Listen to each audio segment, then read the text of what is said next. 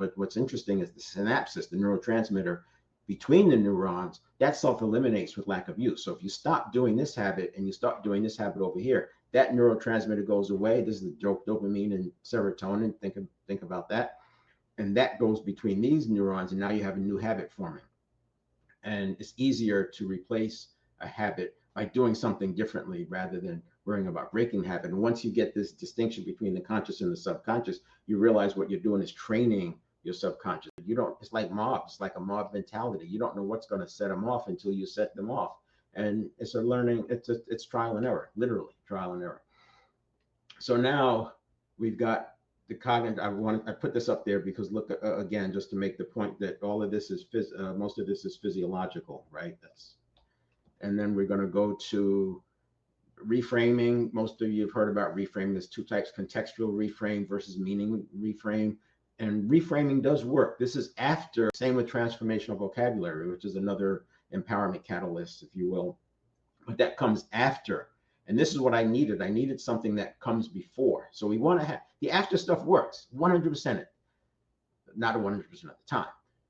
If the reaction is mild enough, if the triggering and the anxiety and the emotional charge is low enough, then the reframing works, the transformational vocabulary works. And what I needed to do was, one, keep those charges low, and then when the charges do get high, have a quick way of reversing it before it gets too late.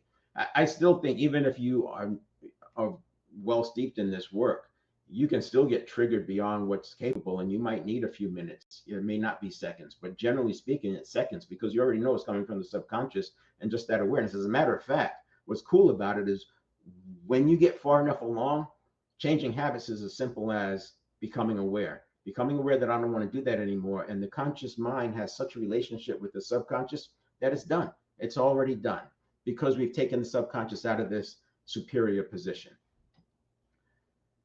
If you want to take a screenshot of that, if you haven't heard of reframing before, you use it, and a screenshot of that, meaning reframe. So the first one is contextual, this is meaning. And then back to, so when you get into the subconscious, think about in the context of the five senses, because that's the physical.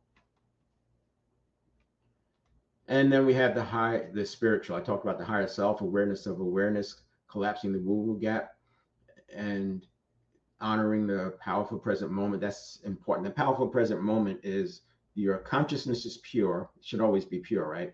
And then the thought, you want your thought pure. You don't want to be thinking about anxiety over the future or regrets of the past. You want to have this clear. And this is why people say you can't create great plans from a place of scarcity, because if you're already stressed out, if you're in fight or flight, you're not going to be able to come up with your best work there. So you have to have that present moment has to be pure.